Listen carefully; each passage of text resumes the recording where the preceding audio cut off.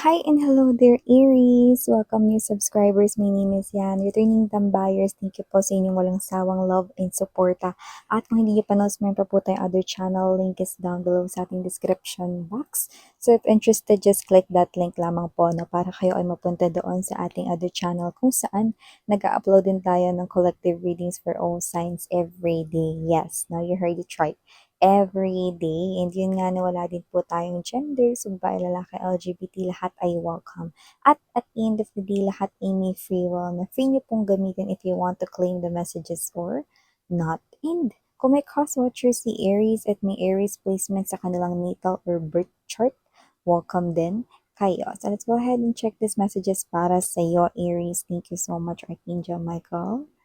Angel guides, can we get messages for Aries, please? What does Aries needs to know? Can you please show me? Aries.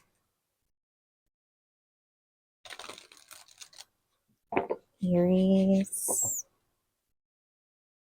What does Aries needs to know? Can you please show me?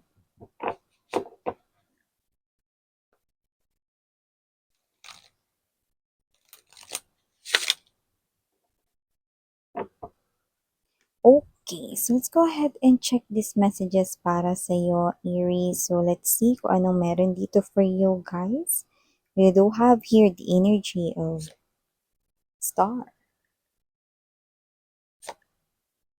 The Four of Swords. Two of Wands. Six of Cups.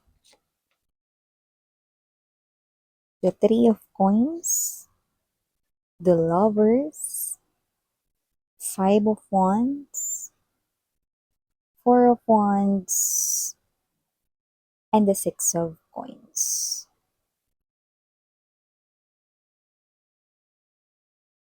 Okay. So, Aries, nakita ko dito na mukhang hindi ka pa tapos mag-delete ng mga tao na hindi mo na gustong kausapin. Na ayaw mo nang gustong kausapin diyan sa iyo ritong social media. So, I'm seeing you continuing doing that. And also, pati na rin no, sa pakikisalamuha sa iba. So, parang kayo to nadededmahin nyo na lang rito. Pag hindi nyo bet kausapin, hindi nyo kakausapin. That's good because you're protecting here your energy. So, continue doing that. Okay? And nakita ko rin dito, Aries, no, na meron ditong energy na possible na meron kayo ritong minahal before. Okay? Yung iba, yes, naging kayo. Yung iba naman, hindi naging kayo, no? Pero nakita ko rito na mukhang divine timing is at play. Dito, no? Magkikita kayo ulit, no? Kahit na, okay, kayo ay parang napakatagal na hindi nagkita. Yung parang almost imposible na muli kayo ritong manumbalik sa isa't isa. Uulitin ko lang, yung iba sa inyo na maaaring minahal nyo siya ng todo before pero hindi naging kayo. At yung iba naman pwedeng naging kayo. No? So kung sino man ito na parang ngayon ay nasa tamang age na kayo, yung iba siguro mas parang young kayo or bata kayo nung minahal nyo siya. Pero nakita ko dito nasa right age na kayo. Pero yung iba possible na nandoon na kayo sa age na parang kayo ito na parang tumatanda na or whatever, no? Pero ito pala, no?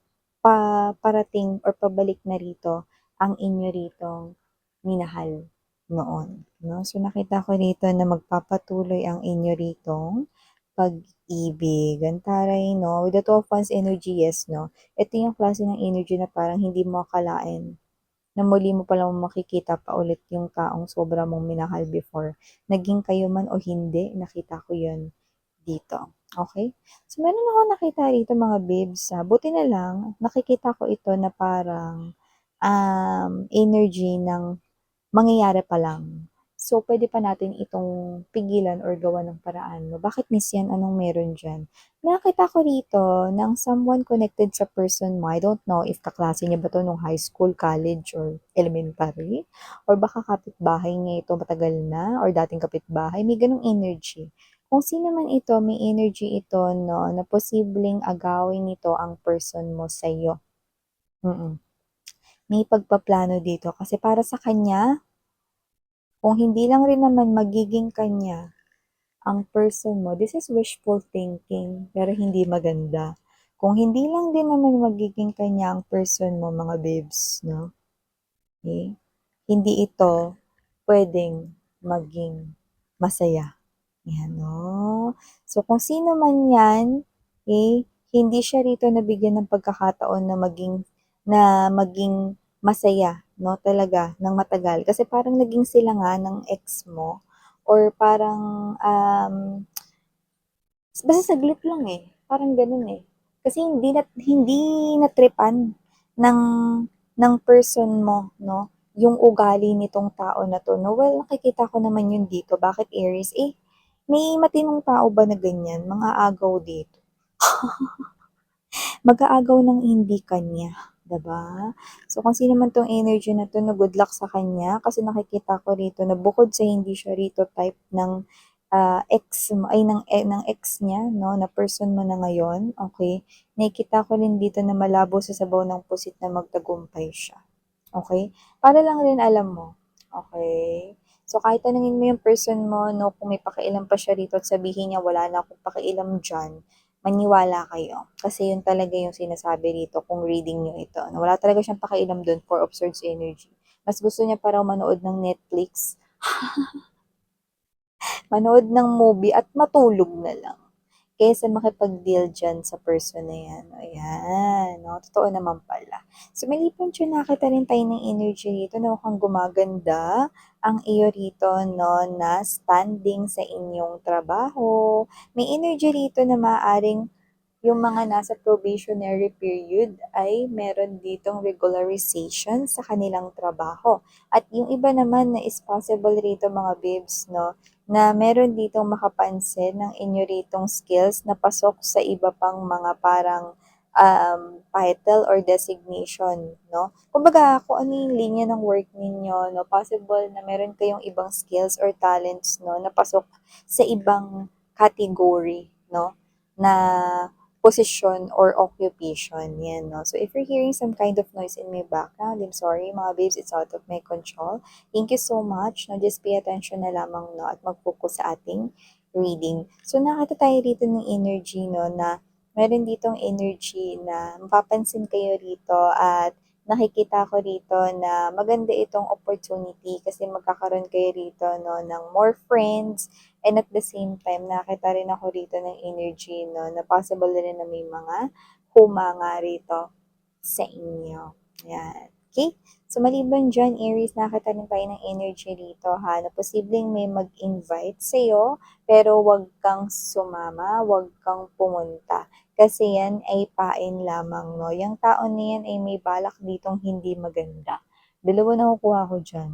One, kung yan ang tao rito na hindi ka niya masyadong bet at hindi mo alam yon, no? Gusto ka lamang niya rito na parang mapahiya or whatever, no? So, possible rito na parang papuntahin ka na dyan pero hindi naman talaga siya invited or hindi ka naman talaga invited, no? Parang etong tao na ito yung klase ng energy na imbyer na siya sa'yo. Yan, no? So, wag ka na lang pumunta. Kasi kunwari ganito, no? Magbigay ako ng example. No? Gamitin ko na lang yung dati, no? Sa Nature Garden. In-invite si Sunshine, no, ng dalawang intrimitida, no? Na nag-aaral din sa Yinte, 'di ba?